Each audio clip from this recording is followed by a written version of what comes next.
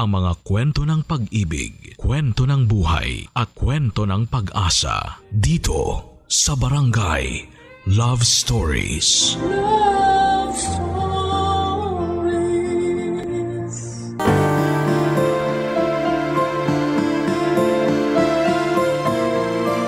Normal makaramdam ng panibugho lalo na kung merong dahilan at pinanggagalingan. Ngunit sana'y mahanap natin sa ating puso ang pagpapatawad upang mas gumaan ang ating dinadala. Ikaw kabarangay, nanibugho ka na ba? Dear Papa Dudut, narinig ko na minsan ninyong sinabi sa radyo na bumabalik ang kabutihan, ganoon din ang kasamaan.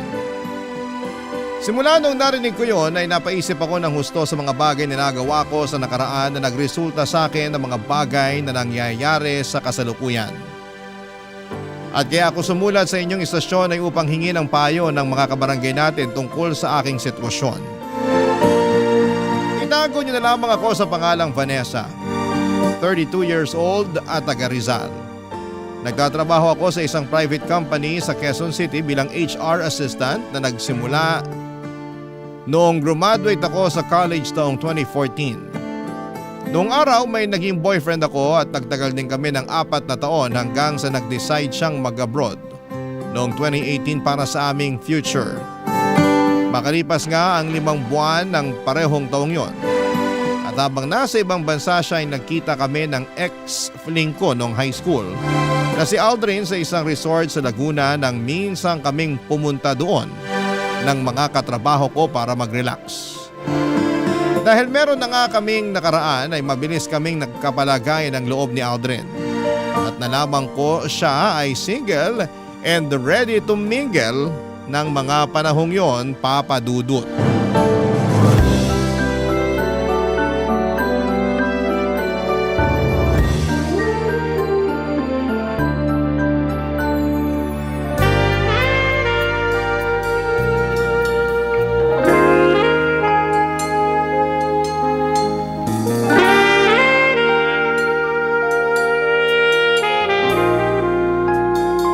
Grabe, hindi ko akalain na magaling ka pala sa kama.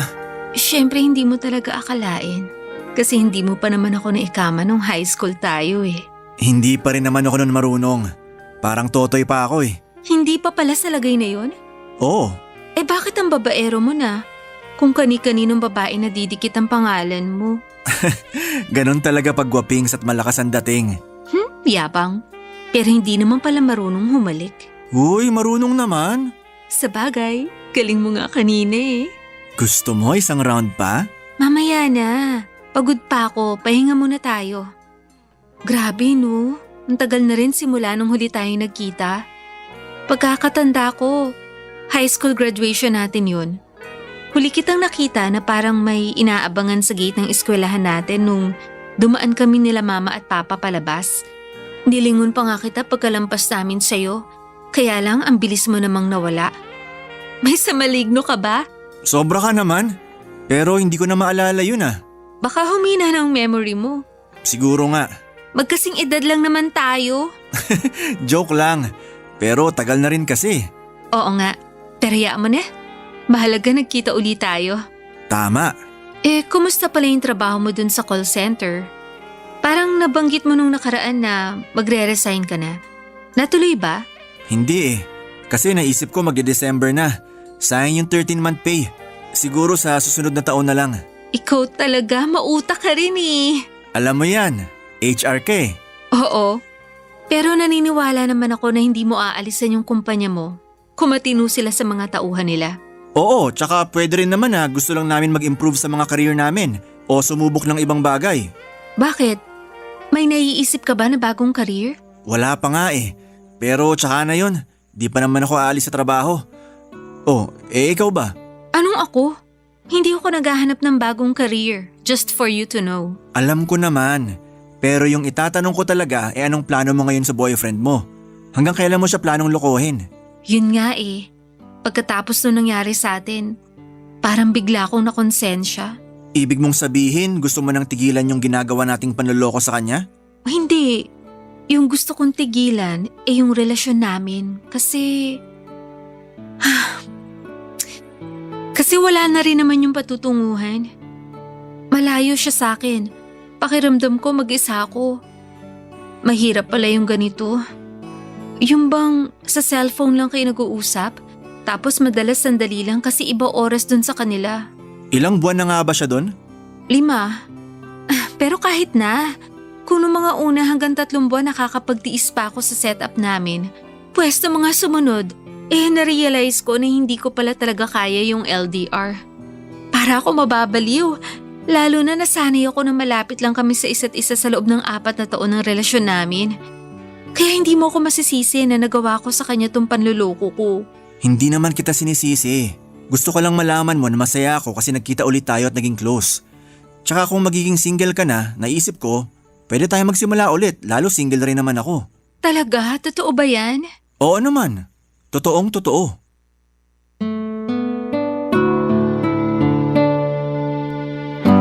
Mga padudot, hindi ko naisip na may boyfriend ako na nasa malayo ng mga panahong yon.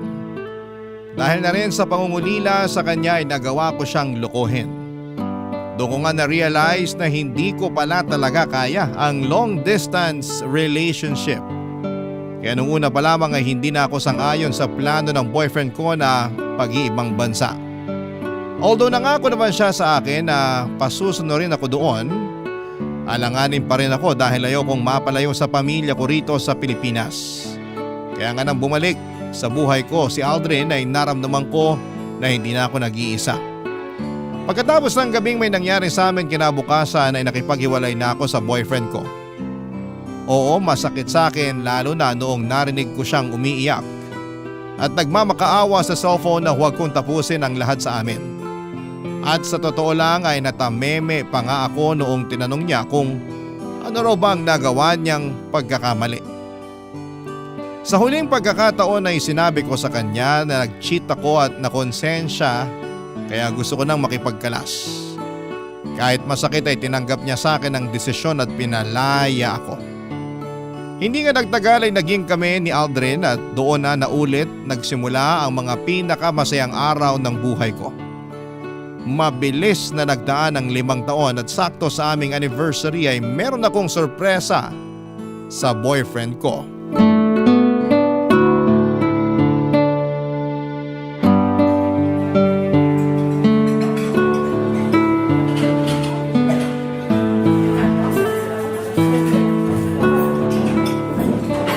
Happy anniversary, mahal! Happy anniversary din. Grabe, hanggang ngayon hindi pa rin ako makapaniwala na 5 years na tayo. Ang bilis ng panahon, parang kailan lang. Oo nga eh. Ang dami nating pinagdaanan. Pero yung di ko talaga malilimutan nung nag-pandemic. Daig pa natin yung nag-LDR nun. Kasi literal na ilang buwan din tayong di nagkita dahil bawal lumabas. Kaya nga, mahirap din sa part ko. Kasi na-stuck ako sa condo unit na nirerentahan namin ng mga katrabaho ko na malapit sa office. Kaya sobrang bilib ako sa'yo, mahal. Kinaya mo. Naalala ko nun sinabi mo parang di mo kaya makipag-LDR. Oo, pero lahat naman tayo apektado ng pandemic nun. Alam nga naman mag-inarti ako. Swerte lang talaga ng ibang couple kasi na-lockdown sila na magkasama. Sa tono mo parang gusto mo na tayong ma-lockdown na magkasama. Oo, at mukhang mangyayari na yon dahil may sorpresa ako sa'yo. Ano yan? Sorpresa nga, di ba? Parang bigla akong kinabahan. Normal lang yan, pero kalmahan mo lang.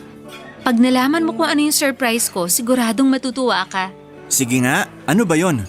Teka, kunin ko lang sa bag ko. Alam ko nandito lang yun eh. Ah, ito. Saan? Pero pikit ka muna. Kailangan pa ba yon? Oo, para may thrill. Ikaw talaga? Dami mong alam? Siyempre. So ano na? Pumikit ka na. Ito na, pipikit na. Kailangan ko rin bang magbilang ng 1, 2, 3? Pwede rin naman. Yan, nilagay ko na sa harap mo. Dilat ka na. Sige. Ano yan? Surprise! Magiging tatay ka na! Hala, totoo ba to? Hindi ka nagbibiro, mahal? Bakit naman ako magbibiro? Siyempre, totoo yan. Noong nakaraang araw pa talaga yan. Kanina, bago ako pumunta dito sa restaurant para sa anniversary dinner natin, Dumaan muna ako sa OB para magpa-check up. Tapos confirm. Gusto mo makita ultrasound ng baby natin? Oo naman, sige, patingin ako. Sige. Kunin ko lang sa bag. Ah, ito oh. Tignan mo yung sonogram ko. Yan yung baby natin. Oo nga, magiging tatay na nga ako. Masaya ka ba? Tinatanong pa ba yan? Siyempre masayang masaya ako. Sa sobrang saya ko parang gusto kong sumigaw Yan naman yung wag mong gagawin. Kasi baka kalad ka rin tayo ng guard palabas. Mukha pa naman masungit si Manong. Oo nga, pero joke lang naman yun. Masaya lang talaga ako. Ako rin naman eh. Kabado nung una kasi wala akong idea sa pagbubuntis. Pero alam kong kakayanin ko naman dahil kasama kita. Hindi ko mawawala sa tabi ko, di ba? Oo, hindi ako mawawala sa tabi niyo na magiging baby natin. Thank you. I love you, mahal. I love you too, mahal. Salamat sa napakagandang regalo mo. Papa Dudut, sobrang saya ko talaga nang nalaman kong magkaka-baby na kami ni Aldrin. Sakto kasi pareho na rin naman kaming 31 years old noon at dagdag pa nga sa kasiyahan ng nakita ko ang excitement sa mga mata ng boyfriend ko pagkatapos niyang malaman na buntis ako. Alam ko, Papa Dudut, na malaki ang magbabago sa relasyon namin lalo na at magkakaanak na kami, pero wala kaming hindi kayang gawin para sa baby namin. Excited na kaming maging magulang at pinangako namin sa anak namin na ibibigay namin lahat ng mabubuti at magagandang bagay sa kanya. Kaya lang 2 buwan matapos kong sabihin kay Aldrin na buntis ako ay meron din siyang ipinagtapat sa akin. At yon ay ang plano niyang pagsunod sa tiyuhin niyang barista sa Singapore para doon ay magtrabaho. Nung una ay nagtampo ako sa kanya dahil ayaw ko talaga ng LDR, pero pinarealize sa akin ni Aldrin na kailangan kong kayanin dahil gagawin lang naman daw niya yon para sa anak namin at sa magiging pamilya namin sa hinaharap, Papa Dudut. Barangay Love Stories. Barangay Love Stories. Papa Dudut, ginawa ko naman ang lahat ng makakaya ko para hindi kainin ang matinding lungkot habang nandito ako sa Pilipinas at nasa Singapore si Aldrin. 4 na buwan na noon ang tiyan ko nang umalis siya bago siya tulungang sumampa sa eroplano ay nangako sa akin ng boyfriend ko na lagi kaming mag-uusap sa cellphone para hindi ko raw maramdaman na malayo kami sa isa't isa. Naniwala at nagtiwala ako sa kanya dahil alam ko na para rin naman sa baby namin ang pag-iibang bansa niya. Oo, kahit ayoko ng LDR ay sinantabi ko ang sarili kong kapakanan para sa anak namin. Maayos naman ang unang 3 buwan namin ni Aldrin bilang LDR couple. Challenging lalo, paano namin pinagkakasya sa ilang minuto ang lahat-lahat na mga nangyari sa araw namin sa aming kwentuhan. Pero sa tulong ng mga kaibigan ko na matagal na rin sa ganong setup ay nakakuha ko ng tip kung paano mapapanatili ang init at saya ng relasyon namin. Kaya lang nung nag-4 na buwan na si Aldrin sa Singapore ay napansin ko na dumalang ng pakikipag-communicate niya sa akin. Bagay na hindi ko na kinatutuwa, Papa Dudut.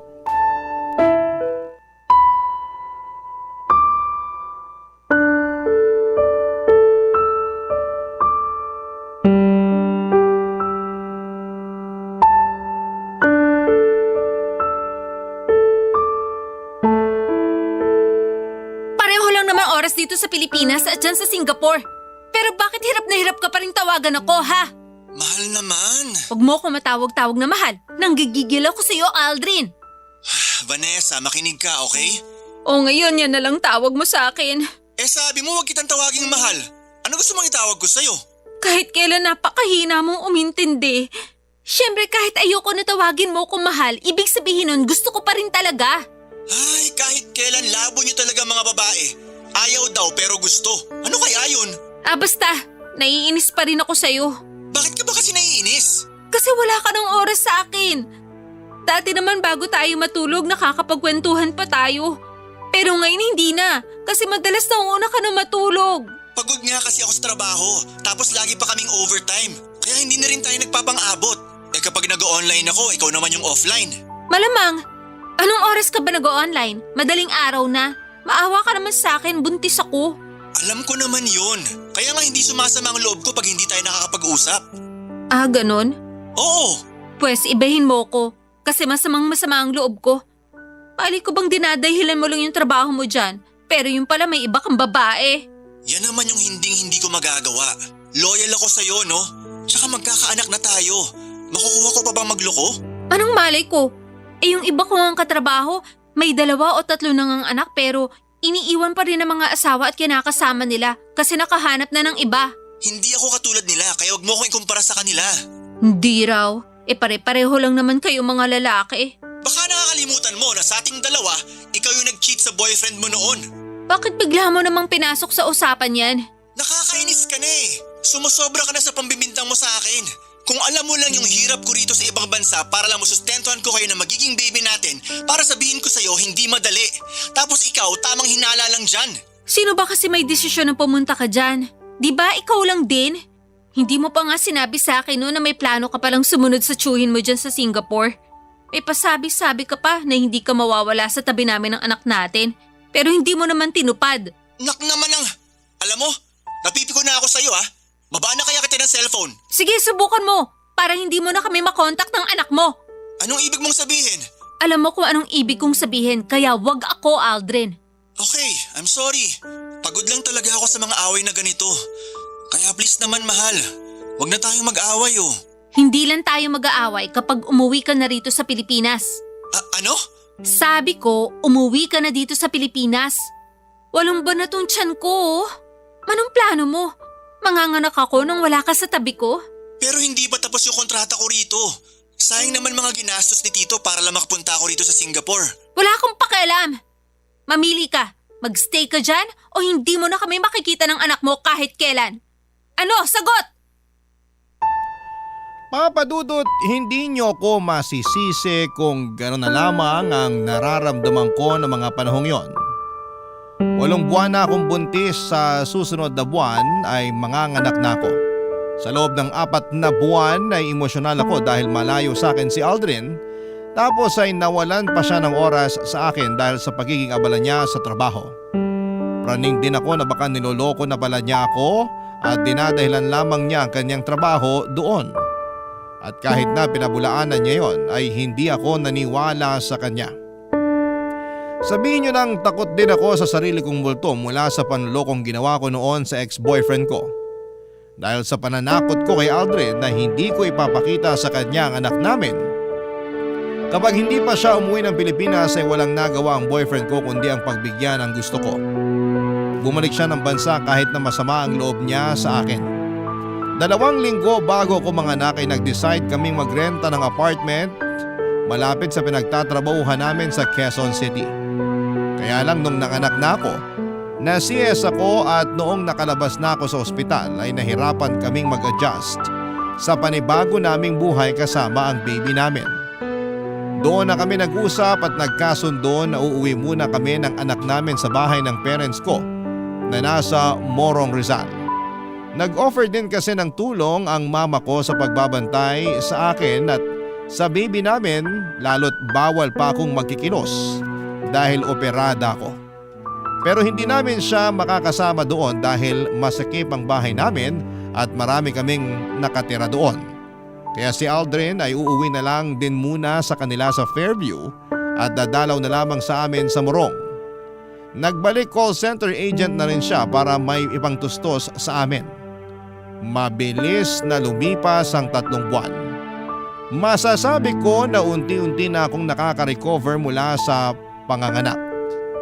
Makakabalik rin ako sa trabaho pero habang sinusulit ko pa ang maternity leave ko ay si Aldrin muna ang sumusuporta sa aming mag-ina.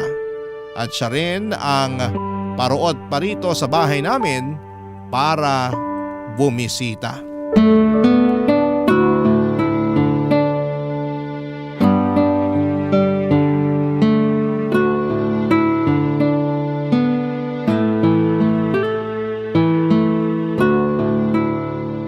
Yun! Ay ano ba yan? Hina naman ito, pabuhat. Talaga naman. Dapat dito pinapatalsik eh. Mahal, pwede bang hinaan mo ang boses mo? Baka magising ang anak natin eh. Mahina naman boses ko ah. Hindi mahina ang boses mo.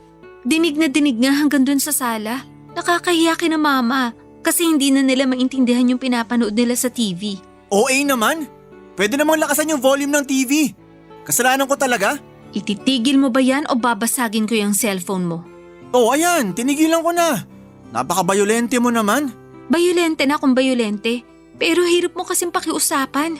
Buti na lang tulog mantika ang anak natin kasi hindi madaling magising sa ingay mo. Ako na lang ba talaga nakikita mo sa pamamahay na to? Ako na lang ba yung maingay? Kanina nga naririnig ko yung tatay mo nagpupukpuk doon sa labas. Tapos yung kapatid mong isa ang lakas makipag-cellphone. Abot dito sa kwarto yung ingay ng chismisan nila.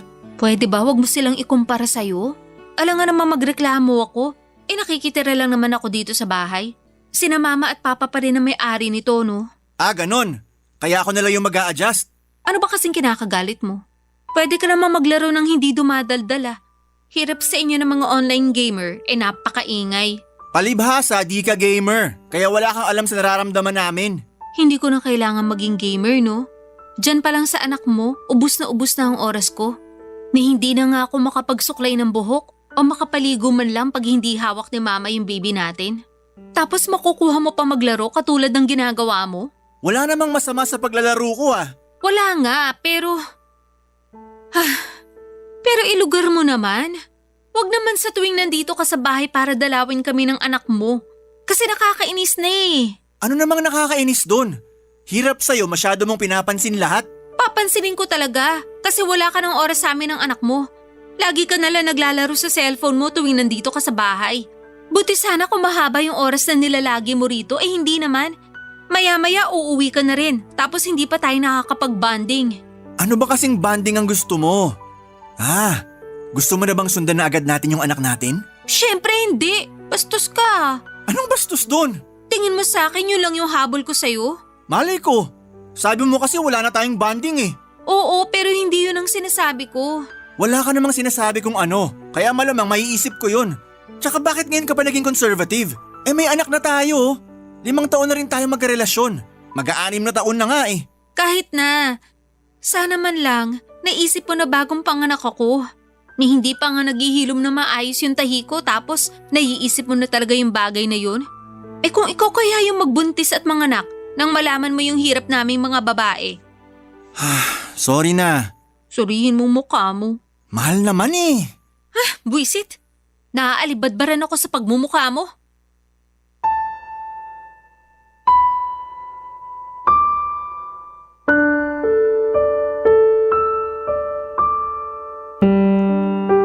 Papadudot, hindi yun ang una at huling beses na napansin kong busy sa cellphone niya si Aldrin. Naglalaro lang naman daw siya at wala naman daw masama doon. Kaya nga hinayaan ko na lamang siya pero pinagsasabihan ko siya kapag pakiramdam ko na doon na lamang nauubos ang oras at atensyon niya imbes na sa amin ang anak niya.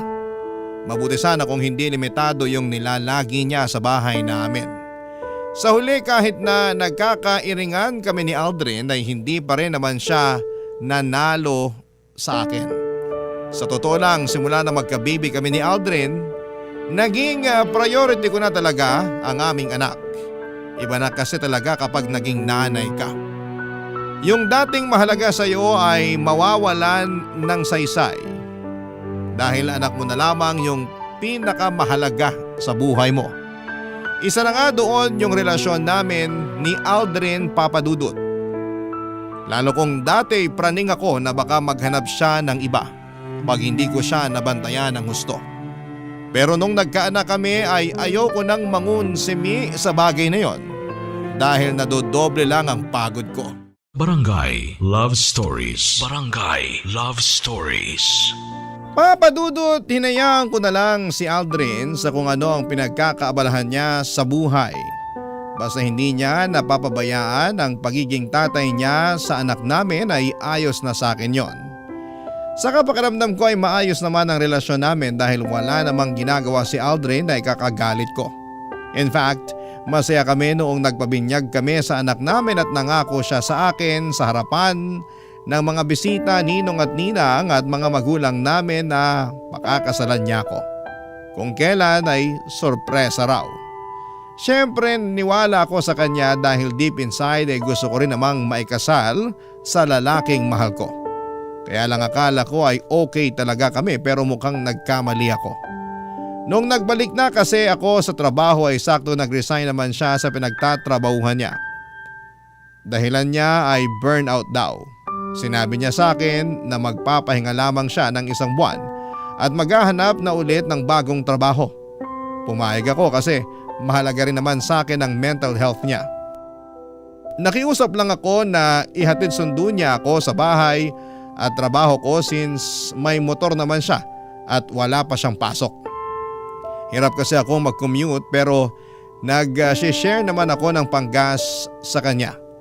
Kaya lang 2 linggo lang niya akong hinatid sundo at noong mga sumunod na araw ay hindi na dahil kesyo busy daw siya sa ibang bagay tulad ng pagsama sa mga long ride ng mga barkada niyang may motor din, Papa Dudut.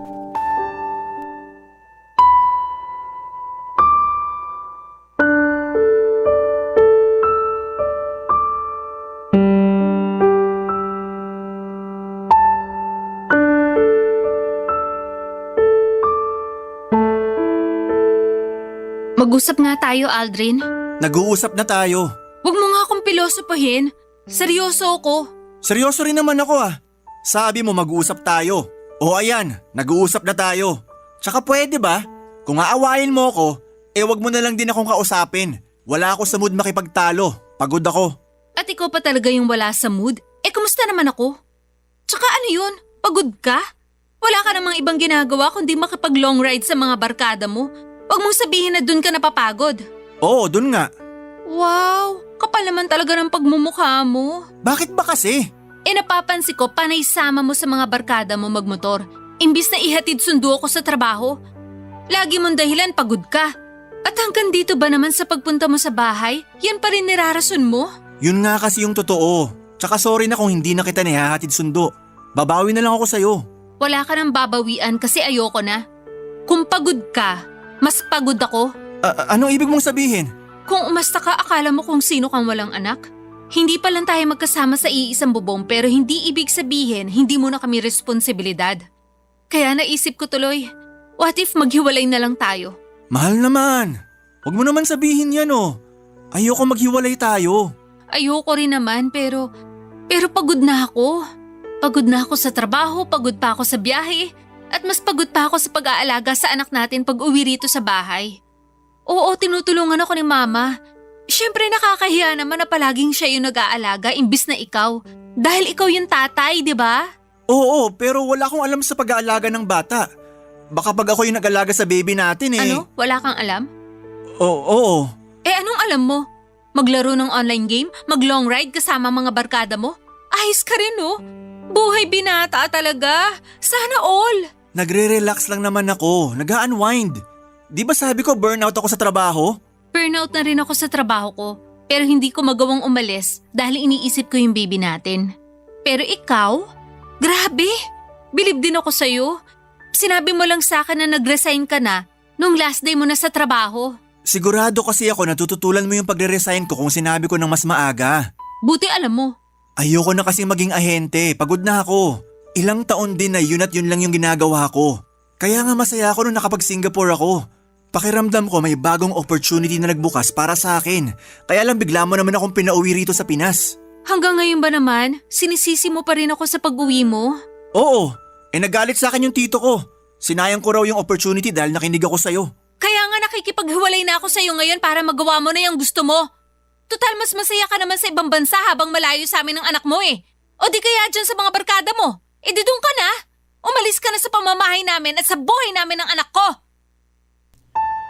Papa Dudut, maiksi na ang pasensya ko pero lalo pang umiksi sa mga baluktot na katuwiran ni Aldrin.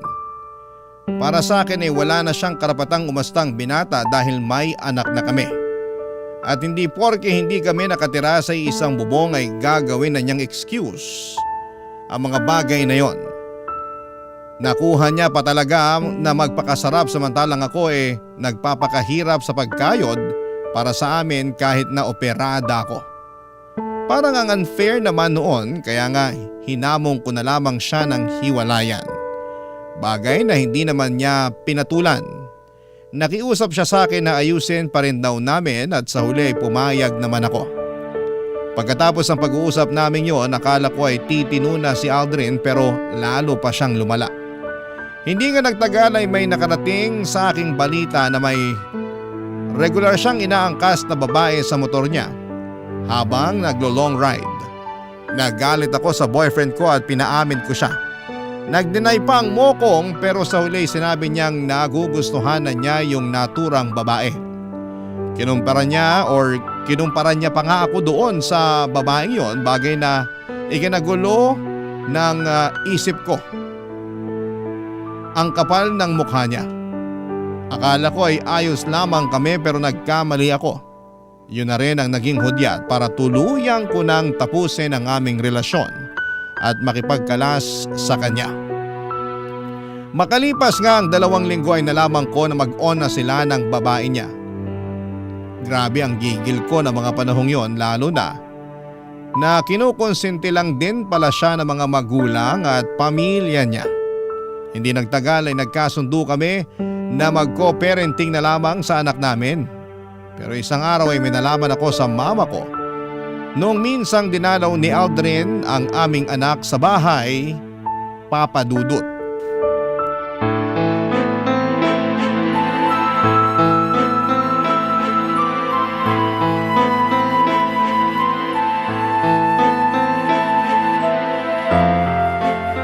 Kapal naman ang mukha mo, Aldrin! Tumawag ka lang ba para sabihin sa akin yan? Oo, kasi yun naman ang totoo. Aga-aga! Ano na naman bang kasalanan ko sa'yo? Malaki! Nalaman ko lang naman na sinama mo pala yung babae mo rito sa bahay namin kahapon. Oh, ano naman sa'yo ngayon? Anong ano sa akin ngayon? Tanga ka ba talaga? Bakit mo yung ginawa, ha? Gusto raw niya makilala yung anak natin, kaya sinama ko siya sa bahay. Mabait naman yun, mahilig sa bata. Wala akong pakialam kung mabait siya o mahilig sa bata. Sa susunod na isama mo pa yung babae mo sa bahay namin, hindi mo na pwede makita yung anak natin. Bakit naman? Wala naman kaming ginagawang masama ah. Ayoko lang na mapalapit yung anak ko sa kung sino mang karelasyon mo. Dahil ano na lang sasabihin ng ibang tao, sige nga. Sa lagay mas inaalala mo pa sasabihin ng iba? Oo! Tsaka ayoko na hawak-hawakan ng bago mo yung anak ko. Wala ka na ba talagang respeto sa akin? Kasi kung meron, ipapaalam mo sa akin na pupunta kayong dalawa sa bahay. Kaso hindi eh.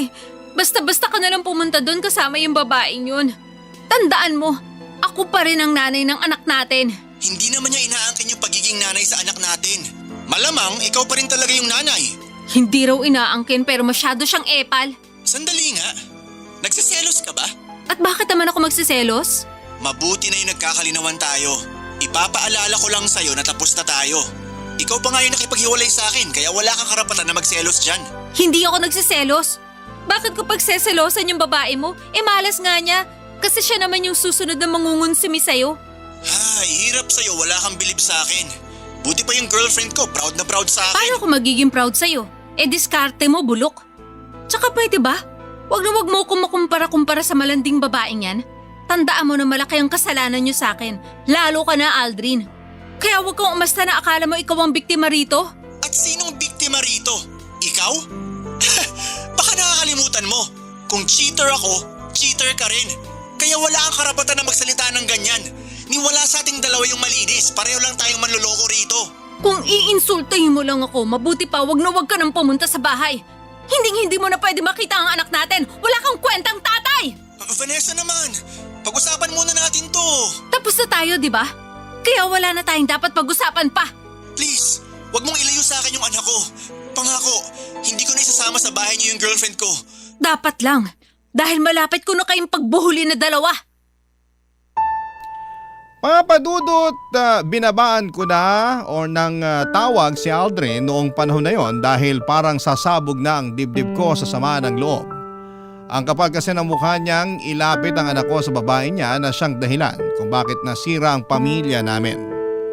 Kaya nga bago ko pa totohanin ang banta ko sa kanya na hindi ko na ipapakita ang anak namin sa kanya, ay nagkasundo kami ni Aldrin na hindi na niya dadalhin sa bahay ang bago niyang girlfriend.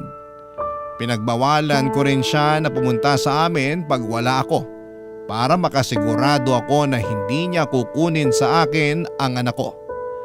Praning na kung praning pero ayokong mawala sa akin ang bata. Kung tatanungin ninyo ako kung kumusta ang puso ko ay masasabi kong naninibugho ako o nagsiselo sa babaeng ipinalit sa akin ni Aldrin. Pero hindi ko yon pinapahalata sa dati kong boyfriend dahil ayokong magmukhang mahina sa harapan niya. Abot langit ang galit ko sa kanila lalo na sa tatay ng anak ko dahil hindi na niya ako nirespeto nang pumatol siya sa ibang babae samantalang may anak na kami. Sa kasalukuyan ay focus ako sa anak ko at sa pagpapalaki sa kanya. Si Aldrin naman ay dumalang na ang pagbisita sa bata pero hindi ko na masyadong inalam kung bakit. Bahala na siya sa buhay niya. Ayoko ng problema kaya okay lang na nawala na siya sa buhay ko. Pero napaisip tuloy ako. Karma ko na yata ito kasi nagloko ako noon sa dati kong karelasyon. Kung oo, totoo nga na bumabalik ang kabutihan pati na rin ang kasamaan. Hanggang dito na lamang po ang sulat ko at sana'y mapili po ninyong i-air sa inyong programang Barangay Love Stories. God bless po Papa Dudut and more power sa inyong programa. Ang inyong forever kapuso at ka-barangay, Vanessa. Barangay Love Stories. Barangay Love Stories. Anong say mo sa Barangay Love Stories na ito? Pagkwentuhan natin sa comment section yan. Nagustuhan ng iyong napakinggan? Ituloy yan via live stream sa www.gmanetwork.com/radio.